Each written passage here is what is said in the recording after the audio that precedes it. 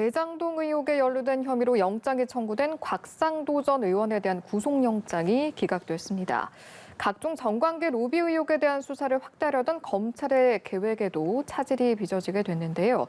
이 밖에 사건 사고 소식 전문가와 함께 살펴보도록 하겠습니다. 김성수 변호사, 김수민 시사평론가 모셨습니다. 어서 오십시오. 안녕하세요. 안녕하세요. 일단 곽상도 전 의원 이야기부터 한번 해보겠습니다. 구속영장 결국 어젯밤 기각이 됐는데 일단 법원이 밝힌 내용을 보면 구속의 필요성, 상당성에 대한 소명이 부족했다 이거거든요. 어떤 의미로 해석해야 할까요? 예, 맞습니다. 우선 곽상도 전 의원이 이제 구속영장이 청구가 됐었고 어젯밤 11시 정도에 법원에서 영장을 기각을 했습니다. 그러면서 이제 밝힌 입장은 이 범죄 혐의 자체가 성립에 대해서 다툼의 여지가 있기 때문에 이 피의자의 방어권이 보장이 되어야 할 것으로 보이고 이에 반해서 이 구속의 사유 그리고 또 필요성, 상당성에 대해서는 소명이 많이 부족하다.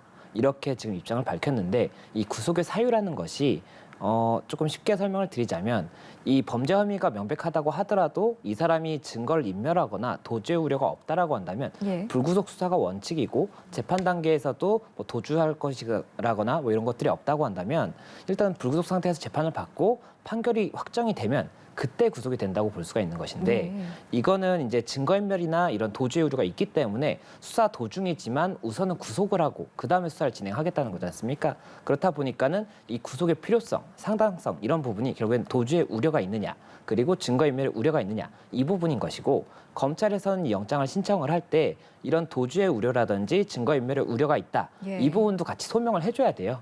이 사람이 뭐 관련자들에게 연락을 해서 뭔가 진술을 조금 달리 해달라고 요청을 했다라든지 아니면 뭔가 어떤 사인을 보낸 것이 이렇게 좀 적발이 된다든지 이런 것들이 있어야 되는데 이런 부분들은 없는 것으로 보이고 그리고 범죄 혐의 소명 같은 경우에는 뭐 범죄 사실을 지금 검찰에서 주장을 했지만 이 부분이 증명이 된다라고 보기보다는 아직까지는 좀 다툼의 여지가 있는 것이 아니냐 이렇게 봤기 때문에 기각이 됐다 이렇게 좀 설명을 드릴 수가 있을 것 같습니다.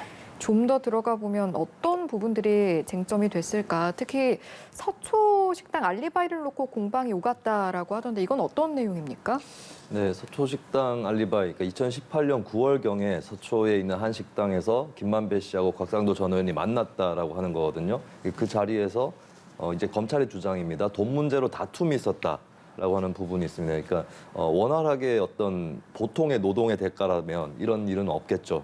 돈을 더 달라고 하든가 뭐 이런 식으로 해가지고 다툼이 일어나 이런 일은 없는데 이런 다툼이 있었다는 것 자체가 이제 뭐 알선수재라든지 뇌물 이쪽 방면의 범죄를 입증하는 데 있어서 중요한 단서가 될 수 있습니다. 그래서 검찰에서 이 둘이 만난 적이 있고 돈 문제로 다투었고 그리고 음식점 영수증이 있다. 그래서 만난 적이 있는 것과 이제 그 자리에서 했다는 내용, 말했다는 내용에 대해서 검찰에서 주장을 했거든요. 근데 그래서 상세하게 어떠하게 증거가 나왔는지 이 부분을 좀 더 살펴볼 필요는 있겠는데 어쨌든 곽상도 전 의원 측의 주장은 그날 그 자리에 가지 않았다라고 하는 겁니다. 그러니까 다른 일이 있었기 때문에 다른 업무로 다른 자리에 가 있었다라고 하는 거고요. 그 알리바이도 어느 정도로 구체적으로 입증했는지는 현재로서는 좀 알 수 없는 그런 부분인데 어쨌든 이 부분에서 알려진 바에 따르면 명쾌하게 한쪽 의견이 우세했다거나 이렇게 되지는 않은 것 같아요. 그러면서 이제 사실 이제 이거 외에도 여러 가지의 단서가 더 확보가 되면 좋았을 텐데 아마도 나머지 부분에 대해서 좀 부실한 수사가 있었던 것 같고 그나마 결정적으로 두드러진 부분이 서초 식당에서의 만남이라고 하는 검찰이 제기한 내용인데 그것도 제대로 입증이 되지 않은 게 아닌가. 곽상도 전 의원의 알리바이가 어느 정도는 현재로서 스스로 지탱하고 있는 게 아닌가 이렇게 보여집니다. 평론가께서도 잠시 언급을 해주셨습니다만 청구 자체가 좀 성급한 게 아니었느냐 이런 지적도 있거든요. 예, 일단은 기각이 됐다 보니까 이게 조금 더 준비를 해서 영장 청구 여부를 좀 신중히 결정했어야 되는 것이 아니냐 이런 얘기가 나올 수밖에 없는데 이 곽상도 전 의원 관련해서 수사 자체가 성급하다고만 조금 단정할 수는 없는 것이 뭐 곽상도 전 의원의 자택이라든지 뭐 하나은행 관련해서 압수수색도 굉장히 여러 차례 이루어졌고 그리고 관련자들에 대한 소환 조사도 꽤 많이 이루어진 상태란 말이죠. 그리고 그 상태에서 영장을 청구했기 때문에 이것이 기각이 됐다고 해서 검찰에서 조금 너무 성급하게 청구했다 이렇게만 단정 짓기는 어렵고 다만 이렇게 여러 가지 방면으로 조사를 했음에도 불구하고 법원에서 봤을 때는 범죄 혐의에 대해서 아직까지는 조금 다툼이 있다 이렇게 본 것이고 특히나 제가 봤을 때는 조금 의아했던 부분이 곽 전 의원이 뭔가 증거를 인멸하려고 한다거나 아니면 뭐 도주의 우려 그러니까 있다고 하면은 검찰에서 영장을 치는 것이 당연한 것인데 예. 그런 정황으로 보이는 것들이 뭐 언론에 알려진 바가 없었거든요. 그렇다 보니까는 검찰에서 뭔가 조금 증거인멸을 하는 것으로 보인다 이런 것이 있어서 신청을 했던 것인지 아닌지 그런 부분도 조금 중요할 것으로 보이고 예. 법원에서는 범죄 혐의가 명백하다고 하더라도 이 당사자가 증거인멸을 한다거나 이런 게 아니라면 법원 판결을 받은 다음에 구속을 하도록 하거든요. 그렇기 때문에 그런 부분들에 대해서 어떠한 이유가 있었던 것이 아닌가 이렇게 보이는 것이지 당장 성급했다 이렇게만 좀 단정짓기는 어렵다고 생각됩니다. 예, 그렇군요. 그런데 또 일단은 이번엔 이런 결과가 나왔고 또 연관된 다른 사안들, 다른 대상에 대한 수사나 조사도 남아 있지 않습니까? 향후 좀 어떤 영향을 미치게 될까요? 예, 이번 이제 구속영장 기각과 관련해서 얘기가 많이 나오는 것이 이 50억 클럽이라고 해서 여러 명의 지금 사람들이 언급이 되고 있지 않습니까? 네. 이분들에 대한 수사도 그렇다면은 이 진행에 대해서 좀 동력을 잃는 것이 아니냐 이런 이야기가 나오고 있는데 예. 이 50억 클럽이라는 것은 이 범죄 사실이 뭐 공범이라든지 합동범 뭐 이런 사람들이 아니에요. 각각의 범죄 사실이 있고 다만 이 50억씩 주기로 했다. 뭐 이런 진술이 있다 보니까 그와 관련해서 한 명이 인정이 되면 다른 사람의 경우에도 아무래도 조금 더 사실로 볼 수 있는 여지가 큰 것이 아니냐. 그러니까 색안경을 조금 더 끼고 볼 수 있는 것이 아니냐. 이 정도였던 것이기 때문에 네. 이번 영장이 기각됐다고 해서 다른 사건들에 뭐 크게 직접적인 영향을 끼칠 수 있다. 이렇게 보기엔 조금 어려울 것으로 보이고 예. 그냥 여론에서의 색안경 그리고 뭐 수사기관에서의 색안경 이런 부분들에 대해 조금의 영향을 끼칠 수가 있을 것으로 보인다. 이 정도고 그리고 영장 청구가 기각됐다고 해서 이게 재판이 안 넘어가는 것이 아닙니다. 예. 이렇게까지 지금 상황이 된 상황에서 검찰이 무혐의로 이 사건을 종결할 수는 없어요. 기소를 다 반드시 할 것이고 기소 단계에서 법원에서 이제 여러 가지 첨예한 다툼 끝에 뭐 유죄냐 무죄냐 판단이 날 것이기 때문에 이게 지금 뭐 무죄가 났다, 무혐의가 났다 이런 것도 아니기 때문에 결국에는 계속 이제 추이를 지켜보면서 어떠한 사실들이 더 밝혀지는지 이런 것들을 봐야 될 것으로 보입니다. 예, 알겠습니다. 이어서 이 내용도 한번 짚어보도록 하겠습니다. 고발 사주 의혹에 연루된 손준성 검사 한 달 만에 다시 영장 실질 심사를 받게 되는데 일단 혐의부터 한번 정리해 볼까요?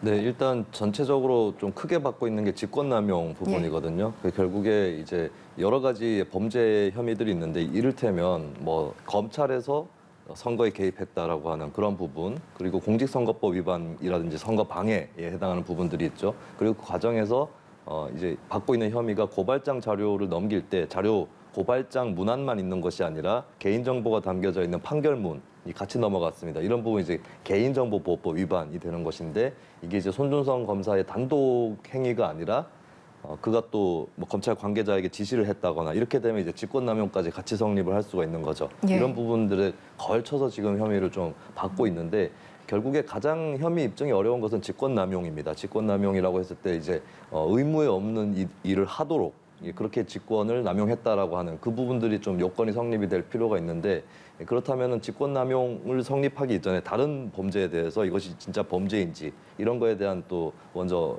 입증이 필요한 그런 부분들이 있는 것이고요. 예. 그러다 보니까 결국에는 일단 판결문을 그 당시 4월 3일 시점인데 예. 그때 검찰 관계자가 판결문을 열람하고 뭐 출력하는 요 이제 정황은 나타났거든요. 예. 그러다 보니까 일단 뭐 개인정보보호법 부분이라든지 이런 부분에 대해서 먼저 좀 더 입증이 수월하지 않을까 싶고 직권남용이 좀 최종적으로 그 순서를 굳이 따져본다면은 예. 입증하기 까다로운 가장 까다로운 그 범죄가로 직권남용 혐의가 아닌가 그렇게 보여집니다. 예, 알겠습니다. 일단은 사실 구속영장이 앞서 이제 청구가 됐었는데 그게 기각이 됐고 구속영장이 이제 두 번째로 청구가 된 거거든요. 앞선 것과 달라진 점을 보니까 전달 경로가 구체화됐다 이 지점이더라고요. 이 예. 부분 좀 짚어주시죠. 맞습니다. 이 23일에 구속영장을 한번 공수처에서 신청을 했다가 이제 기각이 됐었습니다. 그리고 그때 당시에 이제 이야기가 많이 나왔던 것이 공수처에서 한 첫 구속영장 청구였는데 이게 기각이 되다 보니까는 공수처의 이런 역량이 부족한 것이 아니냐 뭐 이런 비난까지도 나왔었는데 이번 같은 경우에 그때 당시에는 이제 영장에 그 뭐 전달자나 뭐 작성자나 이런 사람들에 대해서 다 성명불상의자 그러니까 예. 누군지 알 수 없다는 거거든요. 성명불상의자라는 표현이 굉장히 많이 나왔고 그렇다 보니까는 이게 범죄 사실이 거의 소명이 안 됐다라고 보이는데 영장을 청구한 것이 뭐 좀 다른 의도가 있는 것이 아니냐. 그때 당시에 이제 손준성 검사가 출석을 굉장히 많이 좀 지연을 하고 있었거든요. 그렇다 보니까는 20일에 체포영장 그리고 체포영장이 기각이 된 다음에 23일에 또 영장을 쳤던 거고 이후에 결국에 2일 그리고 10일에 소환 조사가 이루어졌거든요. 그렇다 보니까는 이런 조금 소환 조사를 조금 신속하게 진행하기 위해서 이런 절차를 진행한 것이 아니냐 이런 얘기가 나왔었는데 이번 영장 같은 경우에는 이 이후에 소환 조사도 2차례나 했고 또 이제 압수수색도 관련해서 굉장히 많이 했습니다. 그리고 나서 여기서 성명 불상으로 적시가 돼 있던 이 검사들의 뭐 이 성명에 대해서 성모 검사 그리고 임모 검사 이렇게 좀 구체적으로 적시가 됐고 그리고 23일 당시의 영장에는 상급 검찰 간부들과 공모하여라고 이런 조금 추상적인 부분이 기재가 돼 있었는데 예. 이번 영장에서는 그런 부분들이 빠졌다는 것이죠. 그렇다 보니까는 이번에는 공수처에서 이 손준성 검사에 대해서 구속영장, 정말로 구속을 목적으로 하는 영장을 친 것이 아니냐 이런 얘기가 나오고 있는 것이고 예. 그리고 이 죄명에 대해서도 사실관계를 조금은 더 다듬은 것 같아요. 구체적으로 죄명이 입증되기 쉬운 부분으로. 그래서 그런 부분들에 대해서도 결국엔 쟁점이 되지 않을까 이렇게 생각이 됩니다. 예, 쟁점을 좀 짚어주셨으니까 최종적으로 구속영장 발부 가능성은 좀 어떻게 전망하세요? 결국에는 이 공수처에서 손준성 검사의 이 범죄 사실 관련해서 어느 정도의 소명을 하느냐 이 부분이 중요할 것으로 보이고 그리고 앞서 말씀드렸던 것처럼 이 영장이 발부가 되려면 도주의 우려라든지 증거인멸의 우려가 더 중요합니다. 그런데 지금 이 손준성 검사 측에서 이야기를 하고 있는 것은 2차 조사까지 다 나갔고 3차 조사도 날짜를 이제 다시 잡고 있는 상황인데 갑자기 이렇게 구속영장을 신청을 한 것은 이건 조금 부당하다. 이렇게 지금 주장을 하고 있는 것이거든요. 예. 그렇다 보니까는 법원에서 이 부분 관련해서 만약에 이렇게 소환 조사에 임하고 있음에도 불구하고 뭔가 증거의 인멸의 우려가 있다라든지 이런 부분들이 있는지 이게 굉장히 조금 첨예한 대립점이 될 것으로 보이고 예. 검찰에서 이와 관련해서 어떠한 증거를 확보했느냐 이게 굉장히 중요할 것으로 생각이 됩니다. 예, 이르면 오늘 밤에 결과가 나올 것으로 보이니까요. 관심 있게 지켜보도록 하고요. 마지막으로 이 내용도 짚어보도록 하겠습니다. 검찰이 은수미 성남시장을 뇌물 그리고 직권남용 혐의 등으로 기소를 했는데 일단 어떻게 된 상황인지부터 한번 짚어보도록 하겠습니다. 네, 이 사건의 발단은 좀 거슬러 올라갈 필요가 있는데 2018년 9월경인데요.